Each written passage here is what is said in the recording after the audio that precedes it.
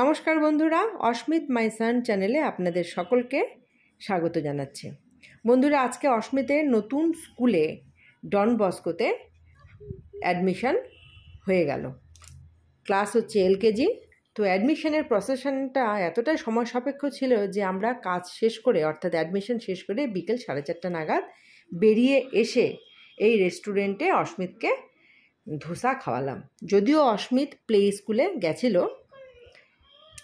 তো অন্যদিকে চলুন অস্মিতের নতুন স্কুলের অ্যাডমিট কার্ডটা আপনাদেরকে দেখাই।